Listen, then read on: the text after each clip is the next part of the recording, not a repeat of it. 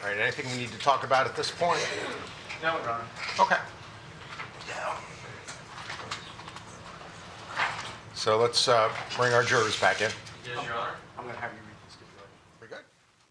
Members of the jury, I have another instruction for you. This is called a stipulation of fact, where parties agree to a certain fact in lieu of actually calling witnesses to prove up that fact. When parties agree that certain facts are true, that is called a stipulation of fact. You must accept stipulated facts as having been proven. However, the significance of these facts, as with all facts, is for you to decide. In this case, the stipulated fact that you must accept as true is that Marquise McLaughlin was unarmed when he was shot and had no weapon or firearm on his person at any time.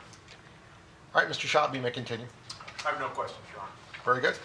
Any cross-examination? Yes, Your Honor.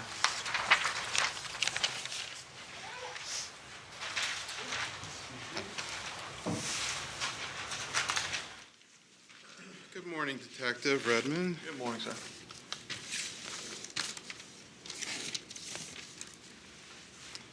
Let me ask you just a few questions. Even though the video is just slightly less than an hour, I believe you said, that the jury just saw of Mr. Drejka's interview, in fact, he was at the Sheriff's Department for more than 5 hours, wasn't he? That's correct. The video is just those times when he's actually communicating with you, correct? That's correct. But you let him sit in a room for about 3.5 hours before you even started the interview? I wouldn't say he was just sitting in the room. There was multiple occasions when deputies went in and asked him if he needed a drink and needed to use the bathroom, things of that sort. But yes, he was there for a period of time while we conducted other interviews and reviewed the video and gathered facts that we needed to go in and speak with him in reference to. Okay. So even though the video, just so the jury is clear, even though the video only shows slightly less than an hour of interview, he was physically there for about a total of 6 hours or more, isn't that correct? That's going to be an approximate time frame. That's correct. Okay. And during that time now, he obviously had an injury, is that correct? He advised he had an injury to his arm, correct? Okay. Well, I mean, in the video, you could see where he's having difficulty moving. At the end of the video, he can't even manipulate his shirt. Do you remember that? Correct. Okay. And there's no reason to think he was faking that, correct? No. All right. And he did have an abrasion on his arm, correct? That's correct. And wasn't there actually even a tear to his shirt, his clothing? I believe so. Okay. You, at the time that you conducted this interview, you conducted it with Detective Moffat? That's correct. He's no longer employed with the agency, correct? That's correct. Now, when you conducted the interview, was Mr. Drejka provided any opportunity to have any medical aid? Not during the interview, during our conversation with him. I don't know if that was done prior to or during those periods of time when we were conducting that portion. So you don't know if paramedics ever had an opportunity to evaluate him, correct? I don't know. All right. Don't you think that's important after someone's been violently shoved like that they be evaluated medically? If it were a head injury, if it were, him complaining that he couldn't breathe, shortness of breath, anything like that, then obviously we would have contacted paramedics. Somebody complaining of an injury or soreness to the arm, not necessarily. Okay. Well, it was more than soreness. I mean, he was having trouble moving it, correct? I mean, his hand was still affixed to his arm. There was no compound fractures or anything like that we could see that was, something that we would have looked at and obviously said that, yes, he needs immediate medical attention. Okay. And at the conclusion of this interview, Mr. Drejka left, correct? That's correct. You gave him back his property, except his phone, correct? Phone, there were some clothing articles that were taken also. All right. If I may have a moment, Your Honor. No further questions, Your Honor. Thank you. Any redirect? Briefly, Your Honor, just so we can get a full understanding of while he's at the department there in Dunedin. You have forensic techs, Yes, and forensic techs met with him to take photos of him, correct? that's correct. They had him remove his clothing and take photos of his body, correct? That's correct.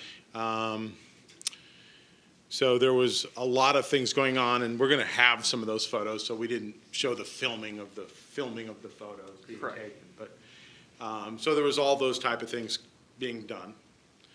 You all would leave the interview room on occasion? Yes. Would it be to watch the video? It would be to watch the video, it would be to conduct interviews with other witnesses. Again, it would be to consult with forensics and let them know what we needed collected. There were numerous things that were going on during that period of time when Mr. Drejka was at the office. And all the witnesses that are brought to the station, they're sitting around and waiting to be interviewed and all that type of thing? That's correct. All right. And you do that night, you want to do that night, correct? Interview those witnesses? Yes. Yeah, ideally, you would like to interview all those witnesses before you talk to someone. If you're investigating a shooting, you would want to talk to those people before you actually talk to the shooter himself. And he never indicated to you that he needed medical attention? No. All right.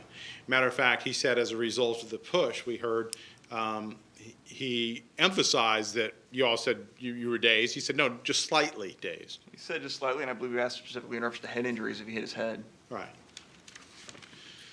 You didn't see any reason for medical attention? No, not immediate. And photographs were taken of any injuries? That's correct.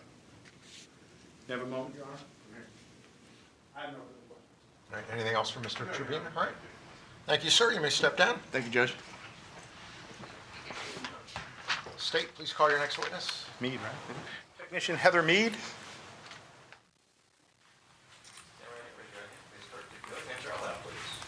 Do you swear or affirm the testimony you're about to give will be the truth, the whole truth, and nothing but the truth, so help you God? Yes, I do. Thank you. Right this way. Go ahead and have a seat, so we'll have third voice of the court, please.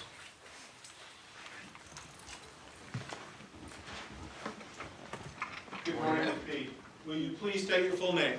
Good morning. My name is Natasha Heather Mead. And who do you work for? I work for Pinellas County Sheriff's Office. How long have you worked for the Pinellas County Sheriff's Office? Just entered my 19th year. Congratulations. Thank you.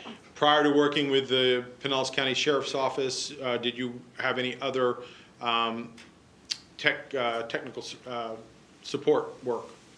No, I did not. Okay. So your total time as a forensic specialist has been with the Pinellas County Sheriff's Office? That is correct. All right. And tell us, as a forensic specialist, what are your duties and responsibilities? My duties and responsibilities are to respond to a crime scene. I am to document that crime scene as it is upon my arrival through photographs or video documentation. We are also responsible for evidence collection and preservation and processing techniques of that evidence to bring it to you in court. And did you do that in this case? Yes, I did. All right. And did you go to the scene? No, I did not go to the scene. All right. Were you called to the Dunedin substation? Yes, I was. And what was the purpose of you going to the Dunedin substation? The purpose was to process the suspect in a homicide investigation. All right. And you were called upon to collect evidence and take photographs of an individual that was at that substation? Yes, I was. His name was Michael Drejka. That is correct. He's the defendant in this case. Yes, he is. Would you look around the courtroom? Do you see Mr. Drejka in the courtroom today? Yes, I do. Will you please point him out and, for the record, describe an article of clothing he's wearing? Mr. Drejka is wearing a gray jacket and a lavenderish, pinkish shirt and tie. Don't look to me, I'm colorblind. All right. Let the record reflect the witness has identified the defendant. It shall so reflect. You went to the substation on what date? July 19th. Do you recall the time you arrived? The time upon my arrival was 2026, All right, and for us that can't convert well the military time, what is that? 8:26 p.m. All right, so at 8:26 p.m. And did you eventually meet with the defendant? Yes, I did. And did you take photos of the defendant? Can I go ahead and interject something here? Yes. At the time, I was a field training officer. Okay.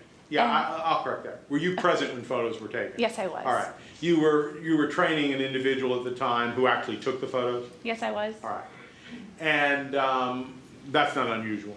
No, it's not. Okay. So you were a field training officer. Yes, I was. And what does that mean? Field training officer is, I'm responsible for when people are newly hired in the forensic science section to teach them our job and to make sure they are documenting and photographing and doing their job appropriately to our standards. Right. And so when you had this, and who was that individual? Her name was, the last name was Ban Savage? Yeah.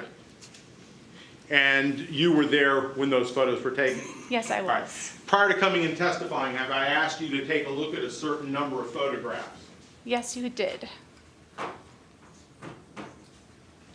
Excuse me.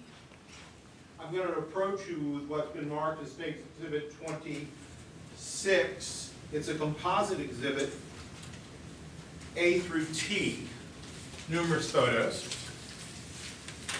And if you could please take a look at those photos.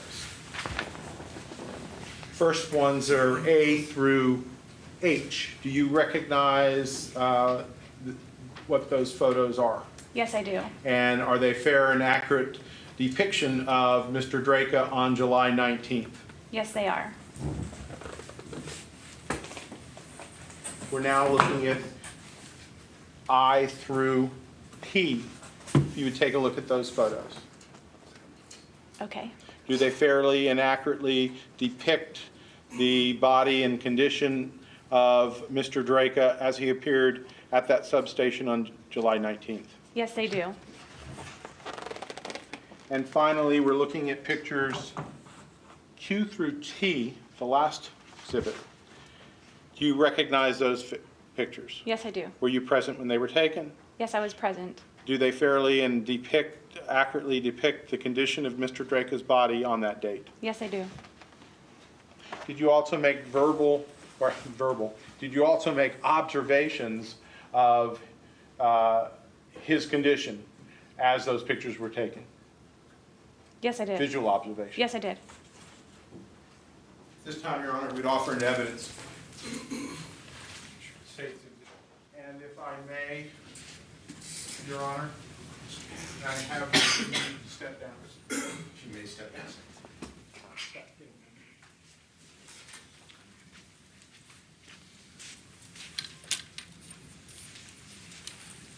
I think these photos were taken at the end of the day, at the end of the, before he was permitted to go home, correct? That's correct. All right. Let's start with, he had already been interviewed by law enforcement. Yes. All right. We're going to show this first photo, groups of photos. Could you tell us what we're looking at in photograph A? Can everybody see the photos? All right. Photograph A. Photograph A is just a full frontal photograph of Mr. Drejka's face. All right. Photograph B. B is just a profile of the right side of Mr. Drejka. Photograph C. Photograph C is a left profile photograph of Mr. Drejka. Photograph D. Photograph D is just the back of Mr. Drejka's head. Did you notice, when you made your visual observations, did you notice any injuries on his face? No, I did not. Did he complain of any injuries on his face? No, he did not. All right. What are we looking at and by face also the back of the head, the sides of the head, that type of thing? That's correct. He did not complain of anything. All right. What are we looking at in photographs E? Photograph E is a full frontal to include head to toe of Mr. Drejka and his attire. All right. And those are the clothing that he had on when, at that substation on that day. Yes, that's correct. What are we looking at in photograph F? Photograph F is going to be a full right side view of Mr. Drejka to include his attire as well. Photograph G? Photograph G is the left full side of Mr. Drejka. All right. And photograph H? Photograph H is just the entire head to toe back side of Mr. Drejka. And in those pictures, are there any injuries that you know? No visible injuries. No.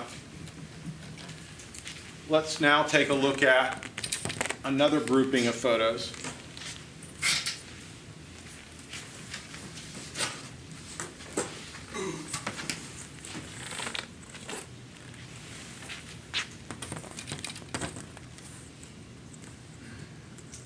All right, photograph I.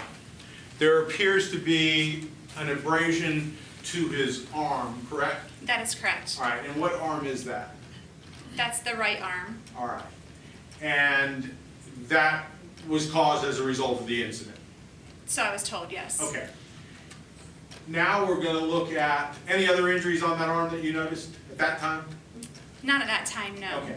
Let's look at Jay. What are we looking at there?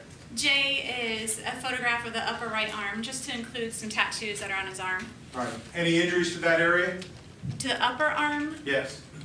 no, but just above the right elbow, there appears to be what I would call an abrasion. Can you point that out to the jury? Yes, it is right here.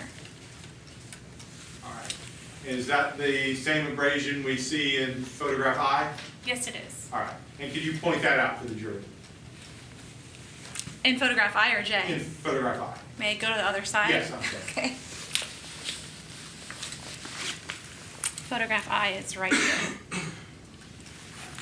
What are we looking at in photograph K? Photograph K is going to be the lower outer portion of the right arm. And it appears that there might be additional road rash or a strawberry. Okay. And that's on the right arm? Yes, the lower right arm. Okay. What are we looking at in photograph L? Photograph L is going to be the outer right side of the lower right leg. And it's just to include a tattoo. All right. Any injuries that you noticed on the legs? No. Photograph M? Photograph M is going to be 2 tattoos, 1 tattoo on each lower arm. Any injuries noted on those arms? No visible injuries, no. Photograph N? Photograph N is going to be the lower, if I believe correctly, is the lower right arm of Mr. Drejka. Other than the tattoo, any injuries noted on that arm? Nothing visible. All right. In photograph O? Photograph O is going to be the right wrist of Mr. Drejka. In photograph P? Photograph P is going to be the right wrist of Mr. Drejka. All right. There appears to be redness around the wrist area. That is correct. I was informed that redness was due to handcuffs.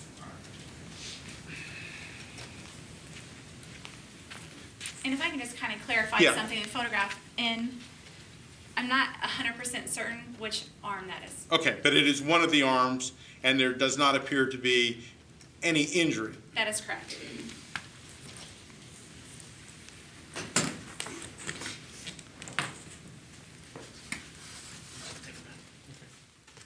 We're now going to take a look at some point in time, did you have him remove his shirt? Yes, I did. All right. And what are we looking at in photograph Q? Photograph Q is Mr. Drejka's bare back. All right. Did you notice any injuries, or did he complain of any injuries to his back? Not to his back, no. All right. Can't complain of an injury to his arm, correct? To his shoulder. Okay. Now, we're now looking at photograph R. Photograph R is just kind of the upper right quadrant of Mr. Drejka's torso. Any injury that you noted to that area? Any visible injury? No visible injuries were noted. Photograph S. Photograph S is just to include a general photograph of Mr. Drejka's right side and that right shoulder. Did you notice any visible injury to that area? No, I did not. And photograph T. Photograph T is just kind of a backward shot of the right shoulder of Mr. Drejka. Any injury noted, any visible injury noted to that area of Mr. Drejka's body? No visible injuries were noted. Thank you, Mr.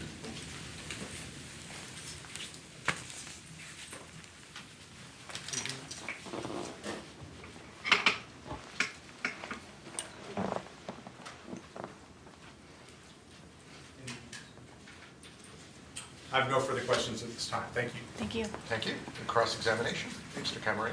Thank you.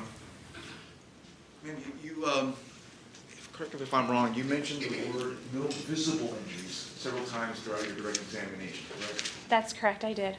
You're not a paramedic or trained in any medicine or anything like that? No, I'm not. All right. And so in terms of a no visible injury, there were instances though where there was some visible injuries to his right arm, correct? Yes, that's correct. All right. In fact, I think he even said that he complained of pain to his right shoulder. He did say there was pain in his right, excuse me, in his right shoulder. Fair enough. in addition to him complaining verbally that there was pain to his right shoulder, did you notice that as he removed his shirt to be able to take a picture of his bare chest, if you will, that he struggled in taking off his shirt? Do you recall that? I don't know Mr. Drejka, so I don't know how he would struggle. He did express that it was uncomfortable. But in terms of what you saw, can you describe to the jury, do you recall him actually struggling, not maybe verbalizing the struggle, but struggling in trying to remove the shirt? Do you recall that? I do not recall that, I'm sorry. Okay, so in terms of State's Exhibit number, I believe this is number 26I through P, and there's no need for you to get up, but 26I through P, and I'm sorry, did I approach? Yes, all right. All right. In terms of the abrasions, you said it was consistent in K, for example. K, the first question is, you would agree that the initial abrasion, road rash, strawberry, would be on the right forearm, correct? And represented in K. Yes, that's correct. All right. And it extends, or at least there's another injury just above the, would that be the elbow as represented in I? Yes. All right. And did you take the time and measure the distance between the two injuries at all? No, I did not. All right. But in your training and experience, that would be consistent with road rash, or is that what you called it? Or strawberry, yes. Or strawberry, but you did use the word road rash, right? Yes. All right. And you had been advised that Mr. Drejka had been, if you will, the victim of a push. Yes. That was ascribed to you. Yes. All right. If I can have a moment, Judge.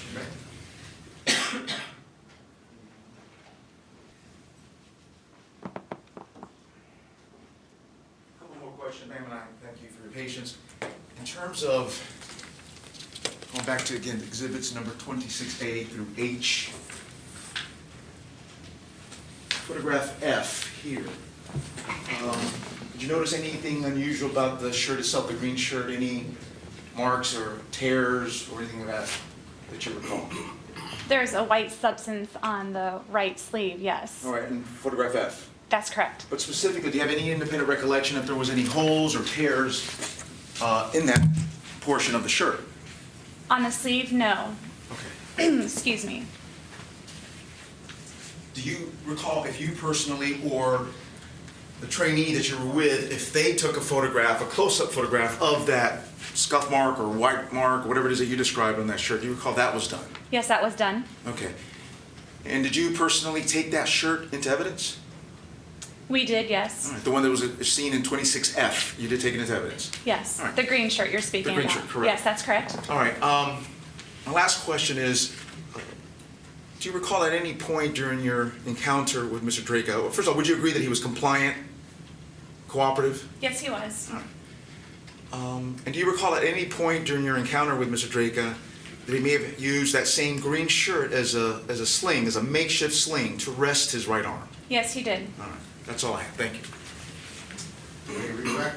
Briefly, I think it was brought out, you're not a medical doctor. No, I am not. But, did he ever complain to you that he needed medical treatment? No, he did not. Did he ever complain to you that he needed to see a nurse? No, he did not. And if that had been done, you all would have made it available, correct? Absolutely. All right. You're mandated to do that.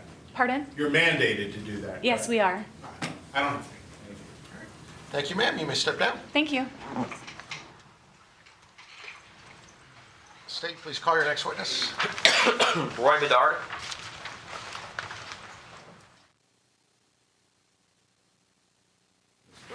Take you up and turn left, please. Do you swear or affirm the evidence you are about to give will be the truth, the whole truth, and nothing but the truth, so help you God? Yes, I do. Right this way. Go ahead and have a seat. Speak aloud. Good morning, sir. Good morning. You may inquire, Mr. Rosenwasser. Good morning. Can you please turn to the jury and state your first and last name and spell them for the court reporter? My first name is Roy, R-O-Y, last name Bedard, B-E-D-A-R-D. Okay. And how are you currently employed, sir? I am self-employed. Okay. And what do you do for a living? I'm a police trainer. Okay. And when you say police trainer, in the past, have you been called upon to give expert opinions regarding use of force and defensive tactics? Yes. And is there a difference between those two terms, use of force and defensive tactics? There is. Do you want me to explain that? Yes, please. Use of force is generally the philosophy that governs defensive tactics. Defensive tactics would be the specific skills that law enforcement officers are taught and learn with respect to how to throw a punch, for example, or a kick, or to fire a firearm, or to swing a baton, or to use pepper spray. But that's all couched inside of a model that tells us the appropriateness of those defensive tactics, and that would be considered use of force.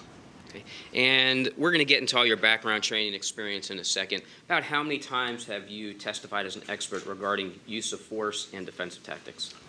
I think about 25. Okay. And have you testified as an expert in the United States? Yes. Have you testified as an expert outside the United States? No. Okay. With respect to your educational background, can you please tell the members of the jury about your educational background? Yes, I have a Bachelor's of Science in Criminology from the Florida State University. I have a master's degree in educational psychology and a PhD in educational psychology with a focus on human performance with respect to sport exercise and performance of professional people like law enforcement officers and military personnel. Okay, and when you're talking about the performance of military personnel and law enforcement officers, can you tell the members of the jury a little bit more about that, about your doctorate? Yes. In psychology, I think most people are more commonly aware of clinical psychologists who deal with people who oftentimes aren't well. A performance psychologist deals with people who are well and oftentimes very well. We deal with Olympic athletes. We deal with, as I said, military personnel, special operations, law enforcement, SWAT teams. We also deal with actors and lawyers and a variety of different people who are in the business of getting better, if you will, at their game. And so we deal with issues like anxiety and maintaining mental control during situations of high intensity and high pressure. Let's talk about your law enforcement background. Can you explain to the members of the jury your law enforcement background? Yes. I started in law enforcement at the Academy in 1986. I was a police officer first at the Florida State University Police Department. I did that until 1990.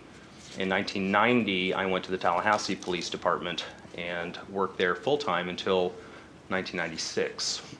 I stayed with the Tallahassee Police Department until 2015 as a reserve officer.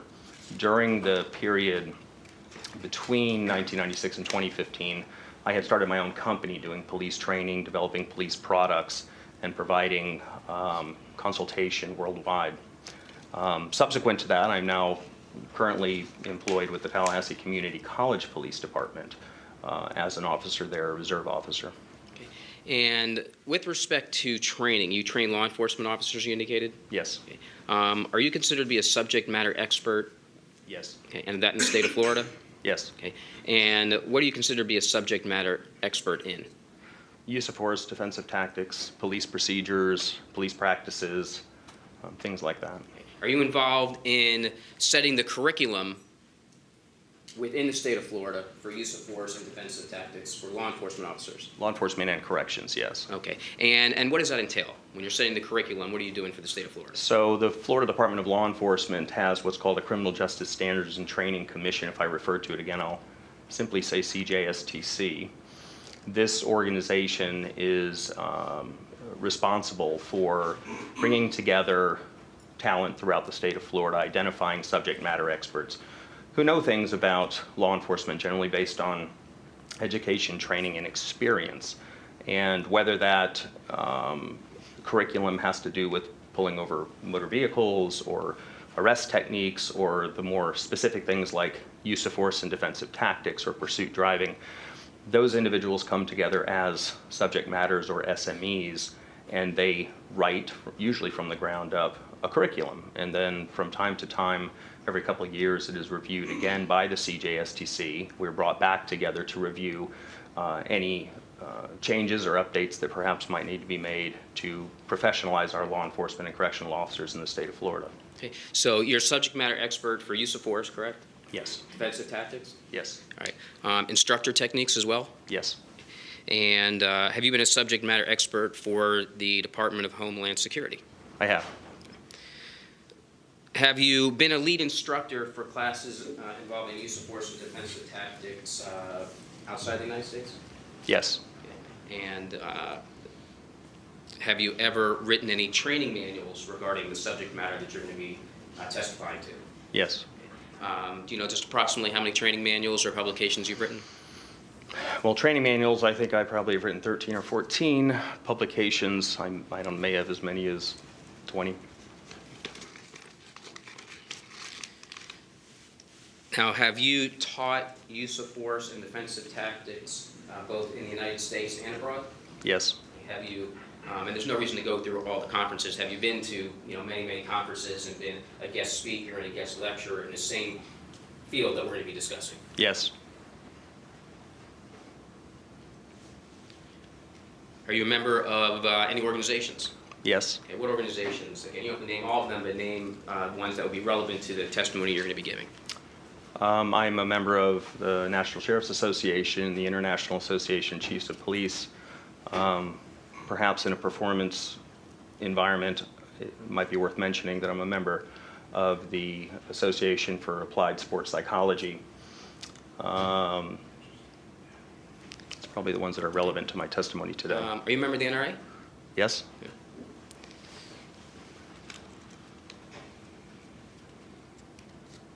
Now, have you testified or been a consultant for both the state and defense? Yes.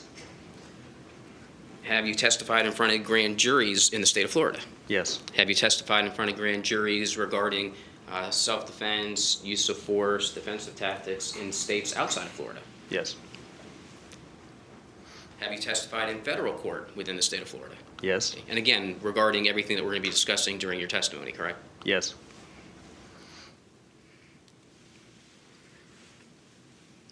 For the state, the defense, and plaintiffs, just approximately, how many times have you been consulted regarding the expertise that you're going to be talking about? It's hard to estimate. I think it's around 300. Have you been involved in reviewing police reports regarding use of force, justifiable use of deadly force, non-deadly force, things of that nature? Yes. And how many reports or how many cases do you think you've been involved in with respect to that particular aspect? As a independent consultant or also as a police officer? Let's do both. Okay, as a police officer, I was reviewing many use of force and defensive tactics reports. I was the chairman of what we called our Use of Force and Defensive Tactics Committee at that time, and all of the police reports that came in from the field passed through our hands so that we could review what our officers were doing, see if there were any problems, make improvements in the way that we were training and things like that. If you ask me a number, I don't know how many times that is, but it happened daily, where we would receive use of force reports. As a private consultant, perhaps it's best to stick to the number 300, where somebody has actually sourced me and has asked me to look at a case where somebody has used force, whether it was a private civilian, a security officer, a police officer. But again, it's a general guess, but I think I'm around 300 cases reviewed. Okay. Do you also work as a consultant on some television shows, law enforcement related? Yes. Okay. And what's the reason that you're used as a consultant on those shows? Probably because I have a good Rolodex. I know all the police departments across the country, and when Hollywood is looking to do some type of a law enforcement related show, they want somebody that can not only give them advice on where the show might best be played, but also perhaps help make some introductions. So I'm sourced for that, and I've been doing that probably, I don't know, 15 to 20 years. Okay. For some television shows, are you asked to consult regarding use of force tactics, things of that nature? Sometimes, typically, if we're producing a show, my side of it is education. I am an educator, and I think allowing people to understand what law enforcement officers do is critically important. I haven't found a stronger or better tool than television to be able to do that. There are occasions during the periods of production where law enforcement officers use force, and perhaps the production company wants my opinion as to whether or not it should be shown, or any complications that may be associated with it later on down the road from a legal opinion that an attorney may hold with respect to something that's being aired. So usually I'll be consulted and offer a basic opinion to the production company before we release things. Okay. And would you consider yourself well-versed in the laws in the state of Florida regarding justifiable use of deadly force? Yes. In fact, that's part of the subject matter that you testify to regularly as an expert, correct? Yes. Let's talk about your involvement in this case. Were you asked to review documents, police reports, things of that nature? Yes. Were you asked to review videos in this case? Yes. Were you asked to review a video of the shooting? Yes. Were you asked to review a video that shows the victim in this case, Marquise McLaughlin, exiting his vehicle and walking into the store with his son? Yes. Okay. Did you review that? I did. Did you review the video footage of Marquise inside the store with his son? Yes. Did you review the footage of Marquise McLaughlin leaving the store where there was an altercation between the defendant in this case and his girlfriend, Brittany Jacobs? I did. Okay. And eventually that led to the shooting, correct? Yes. Did you have an opportunity to review the statement that the defendant gave to the detectives from the Pinellas County Sheriff's Office? Yes. Did you watch it as the video recording, read the transcript, or both? I did both. When you were reviewing the defendant's statements, was there some terminology that caught your eye, so to speak? Yes. Okay. What was the terminology that the defendant used that was important for the testimony that you're going to give? I noticed a lot of what I like to refer to as jargon, police talk, things that law enforcement officers say. For example, in one case, he used the term 21-foot rule. That's something that has been talked about and studied in law enforcement circles for 30 years. It's unusual for average people to know about that.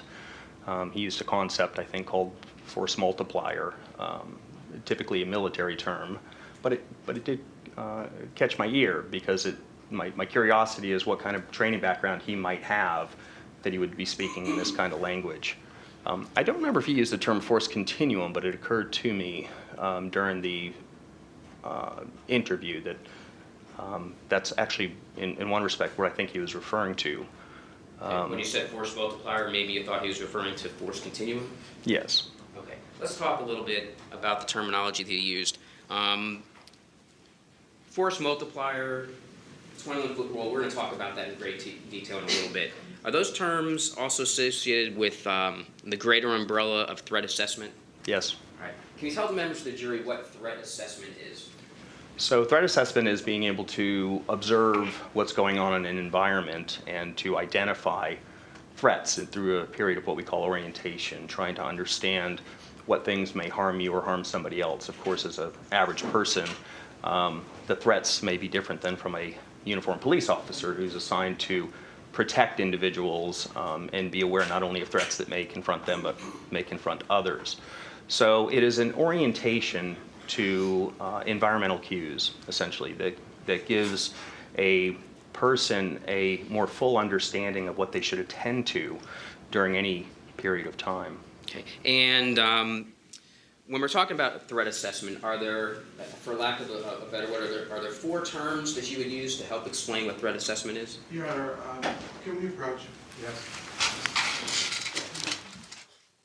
Do a little bit of legal analysis here, so we'll give you a 10-minute break. All right, very good. We'll take a 10-minute break.